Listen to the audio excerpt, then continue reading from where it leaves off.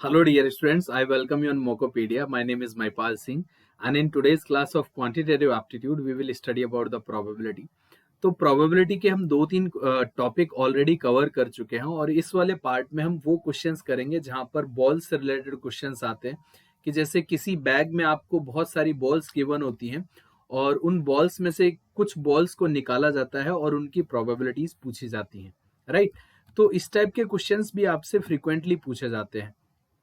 तो जब मान के चलिए कि आपके पास टोटल नंबर ऑफ बॉल्स अगर आपको दे रखे हो, कि मान के चलिए आपको क्या दे रखा है कि देर आर 30 बॉल्स और उसमें से आपको दिया गया कि 10 आपका रेड कलर का है, 10 आपका 20 रेड कलर का, 10 आपका व्हाइट कलर का, और इनमें से दो बॉल निकाले जाते हैं तो वो सेम कलर के आने की प्रोबेबिलिटी क्या होगी। तो टोटल निकालना बड़ा आसान होता है कि 30 में से कोई दो निकाल रहे हैं। अब सेम कलर का या तो रेड भी हो सकता है और व्हाइट भी हो सकता है, तो हम ये भी लिख सकते हैं तो या तो इनमें से आ जाए या तो इनमें से आ जाए। तो या तो वाली कंडीशन में तो हम ऐड करते हैं, राइट, यही वाला पार्ट होता है। या फिर अगर आपसे बोलता है एक red and one white, one red and one white, तो 20C1 इंटू 10C1 आप लिखते। तो इस तरीके से इस टाइप के क्वेश्चंस को सॉल्व किया जाता है। तो यहाँ पर नेक्स्ट क्वेश्चन आपकी स्क्रीन के सामने है, तो इन क्वेश्चंस को सॉल्व करते हैं और आपको एक आइडिया लग जाएगा कि ये भी क्वेश्चंस कोई ज्यादा डिफिकल्ट होते नहीं है। अ bag contains 6 black and 8 white balls. One ball is drawn at random. What is the probability that the ball drawn is white? तो आपको क्या बोला, 6 ब्लैक एंड 8 व्हाइट बॉल है। तो अगर आपके पास 6 ब्लैक है एंड 8 व्हाइट है तो 14 टोटल हो गए। अब इसमें से एक बॉल ड्रॉ किया जा रहा है तो 14C1 आएगा। अब आपसे क्या बोल रहा है कि the ball drawn is a white, तो 8 में से कोई एक आनी चाहिए, बाकी इन 6 में से कोई नहीं आनी चाहिए। तो अब आपके पास 8/14, तो आपके पास ये 4/7 आपका आंसर आ जाएगा। तो 4/7 आंसर हो गया, राइट। नेक्स्ट क्वेश्चन देखते हैं। A box contains 5 green 4 yellow and 3 white marbles. 3 marbles are drawn at random. What is the probability that all they are not of the same colour? तो सभी जो है वो सेम कलर की ना हो, ये आपसे पूछा गया है। तो इस टाइप के क्वेश्चन को अगर आप रिवर्स में करेंगे ना तो बेटर रहता है। रिवर्स इन द सेंस कि आपका जो प्रोबेबिलिटी होता है उसका जो रेंज होता है वो 0 से लेके 1 होता है। तो मैं 1 में से वो माइनस कर दूं जहां पर all are of same colour, all are of same colour, तो बाकी का जो प्रोबेबिलिटी बचेगा वो सेम कलर ना होने का प्रोबेबिलिटी बचेगा, राइट। तो 1 में से वो पार्ट माइनस कर दिया जहां सभी सेम कलर के होंगे, तो ये जल्दी से कैलकुलेट होगा। 1 माइनस, तो आपसे बोला है 3 मार्बल्स, तो 5 और 4 9 और 3 12 हो गए आपके पास। तो 12 में से आपके 3 आने चाहिए। अब वो all are of same colour के कब होंगे? या तो 5 में से ये 3 आ जाए, या तो इन 4 में से ये 3 आ जाए, या तो इन 3 में से ये 3 आ जाए। तो तब ये सारे के सारे जो भी निकलेंगे तीनों, वो किसी न किसी कलर के, सेम कलर के होंगे।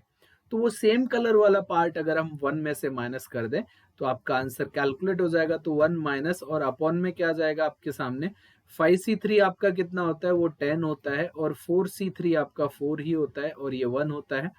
और 12C3 कितना हो जाएगा, 12 इंटू 11 इंटू 10 अपॉन में आ जाएगा 3 इंटू 2 इंटू 1, तो ये आपका दो बार कट जाएगा। तो आपके पास आ जाएगा 1 माइनस 15 अपॉन में आ जाएगा 1 माइनस 15 अपॉन में आ जाएगा 222। तो अगर आप इसको 5 से कट करें 3 बार, 5 से कट करें इसको 44, तो अब आप देखो 1 1 में से इसको माइनस करोगे तो 44 माइनस 3 41 अपॉन 43 आपका आंसर आ जाएगा। सॉरी 44, 41 अपॉन में 44 आपका आंसर आ जाएगा। तो 41 अपॉन 44 आपका आंसर हो गया। तो आई होप आपको ये वाला पार्ट भी समझ में आ गया, और अगर ऐसे क्वेश्चंस आते हैं उनको सीधे ना करके रिवर्स में करें तो ज्यादा इजीली सॉल्व हो जाते हैं। ये भी एक आइडिया आपको लग गया होगा, राइट। तो चलिए अब नेक्स्ट क्वेश्चन देखते हैं। नेक्स्ट क्वेश्चन में क्या दे रखा है, बोल रहे there are 6 red ball and 6 black marbles in a bag. 2 marbles are drawn 1 by 1 without replacement. Find the probability that they are of same colour. तो देखिए दो चीजें आती है, एक आता है विदाउट रिप्लेसमेंट, एक आता है विद रिप्लेसमेंट। तो विदाउट रिप्लेसमेंट का मतलब क्या है कि जो एक बॉल मैंने निकाल ली है वो वापस से बैग में नहीं डाली है, वो बाहर ही रहेगी। अब क्या बोल रहा है आपसे, 2 मार्बल्स आर ड्रॉन 1 by 1। तो देखो 4 रेड हैं और 4 ब्लैक हैं। अब बोल रहा है find the probability that they are of same colour, और वो सेम कलर की होनी चाहिए। तो अगर वो या तो वो दोनों रेड की होनी चाहिए या तो दोनों वो ब्लैक कलर की होनी चाहिए। तो पहली अगर रेड आएगी तो उसका प्रोबेबिलिटी होगा 4/10, होगा कि नहीं, क्योंकि 4 में से कोई एक आ जाए, बाकी ये टोटल मिला के 10 है, इनमें से कोई एक आ जाए।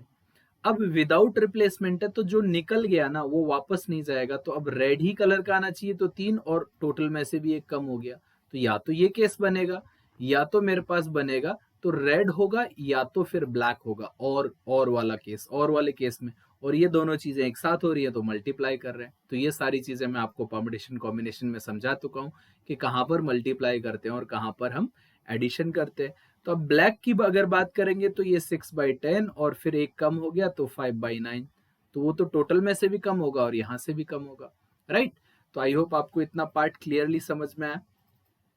तो जब आप इसको सॉल्व करेंगे तो 3 से इसको 3 बार कट कर दो, 3 से इसको 2 बार कट कर दो और इसको 3 बार कट कर लो, राइट।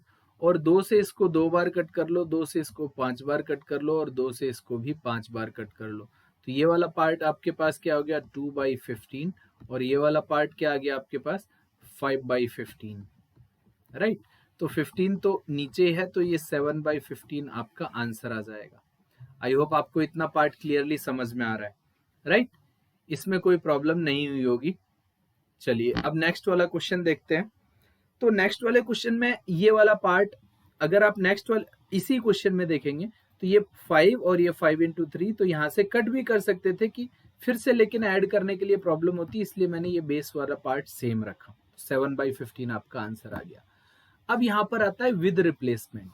अगर विद रिप्लेसमेंट आता है और सेम क्वेश्चन है find the probability there of same colour, तो अगर विद रिप्लेसमेंट आ रहा है तो पहला वाला 4/10 आ रहा था रेड, तो ये दूसरे वाला भी 4/10 ही आएगा प्लस, और ये 6/10 आ रहा था तो दूसरे वाला भी 6/10 ही आएगा, क्योंकि जो मैंने निकाला था वो वापस बैग के अंदर चला गया। तो यहाँ पर आ जाएगा आपके पास 16/100 प्लस 36/100। तो अगर हम बात करें 16 तो ये 52/100। तो अब आप इसको 4 से कट कर दें तो 13/25 आपका आंसर हो जाएगा, राइट। कोई प्रॉब्लम तो नहीं है इसमें। तो अगर विद रिप्लेसमेंट और विदाउट रिप्लेसमेंट अब आपको समझ में आ गया होगा इनका मतलब क्या होता है। Now a bag contains 4 white, 5 red and 6 blue balls. 3 balls are drawn at random. What is the probability that all of them are red? तो सारे के सारे रेड होंगे। तो देखो ये आपके पास क्या है 4 और 5 आपके पास हो गए 9, 9 और 6 15। तो 15 में से कोई 3 बॉल निकालनी है, तो ये तो टोटल नंबर ऑफ आउटकम। अब आपको क्या बोला गया, all the balls drawn at random from the bag and probability all of them are of red colour. तो रेड कलर के तो 5 ही थे ना, तो 5 में से कोई भी 3। तो अब 5 में से कोई भी 3 5C3। तो 5C3 का मतलब क्या होता है आपका, आप ऐसे देख पाएंगे कि इसको 10 लिखते हैं और ये नीचे वाला पार्ट जो होगा, अब इसको 10 मैंने डायरेक्ट कैसे लिखा, क्योंकि 5C3, तो आपने देखा होगा कि आप अगर कहें कि NCA is equal to NCB, that means A plus B is equal to N होगा, तभी ये पॉसिबल होता है। तो इन दोनों का जो डिफरेंस है ना वो क्या है 2। तो 5C2 का वैल्यू और 5C3 का वैल्यू दोनों का बराबर रहेगा, है ना। तो 5C2 मैं डायरेक्टली निकाल सकता हूँ, राइट। ऐसे ही 15C3 क्या है, तो यहाँ 15 से स्टार्ट करेंगे 14 और 3 वैल्यू लिखेंगे, फिर ये 3 से स्टार्ट करेंगे और 1 तक जाएंगे, राइट। तो ये आपके पास क्या हो जाएगा, 3 से ये आपका 5 बार कट गया और ये आपका 7 बार कटा, और 5 से ये आपका 2 बार कटा। तो अब आपके पास क्या आ गया 2 ऊपर बचा हुआ है और नीचे आ गया 91, तो 2/91 आपका आंसर हो गया, जो कि आपका सी ऑप्शन है। आई होप आपको समझ में आया। अब एक क्वेश्चन है, अ बॉक्स है 60 balls and there are 27 blue ball and some black and red balls. If 2 balls are picked up from the bag box without replacement, then the probability of first ball being blue and second ball being black is 9/59. Find the number of red balls in the box. Okay, red ball पूछ रहा है।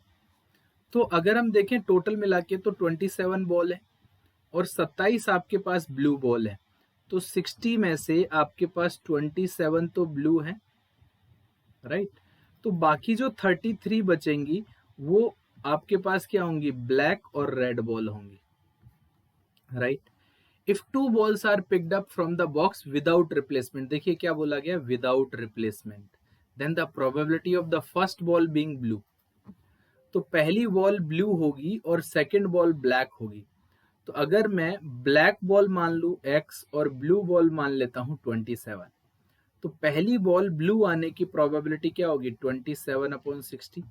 अब without replacement बोल रहा है तो नीचे तो ये 59 आएगा, बट हाँ ब्लैक होंगी तो x आएगा, क्योंकि एक एक कम हो जाएगा, और इसी का प्रोबेबिलिटी 9/59 आपको दे रखा है। तो 59 से 59 कैंसिल आउट हो जाएगा, 9 से ये आपका 3 बार कैंसिल आउट हो जाएगा, 3 से ये 20 बार, तो x का वैल्यू आ जाएगा 20।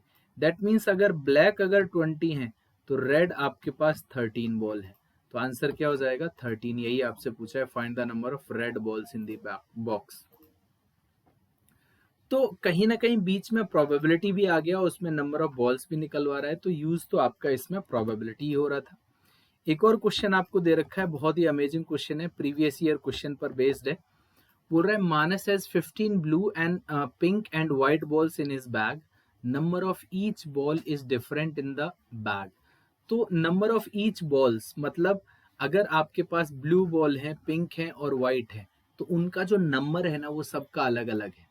जैसे एक का 3 हो जाए, एक का 1 हो जाए, और एक का फिर बचे हुए कितने हैं 3 और 1 4, तो दूसरे का व्हाइट का 11 हो जाए, right.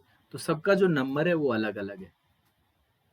Difference between blue ball and pink ball is same as the difference between pink ball and white ball. तो अगर मैं ये कहूं कि आपके पास ब्लू बॉल बी है, पिंक बॉल आपके पास पी है, तो अब आप पिंक में से white ball, difference between pink and white, ये दोनों के दोनों सेम थे, राइट। तो देखो व्हाइट को इधर लेके आओगे तो आपके पास blue plus white is equal to double of pink, ये वाला एक रिलेशन बनेगा, ये कहानी बनेगी एक। तो अब आपसे पूछ क्या रहा है वो मैं आपको समझाता हूँ।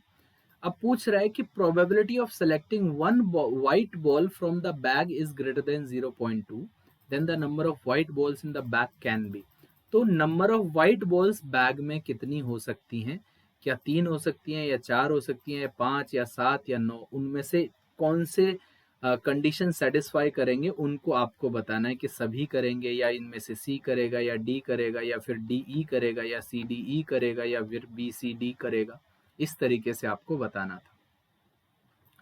तो देखिए जो गिवन कंडीशन है उसको सबसे पहले एनालाइज करते हैं। गिवन कंडीशन है ये वाली, the probability of selecting one white ball from the bag is greater than 0.2। तो व्हाइट बॉल आपके पास W है और टोटल मिला के 15 बॉल है, तो W upon 15 is always greater than 0.2, तो ये ग्रेटर है 0.2 से, राइट।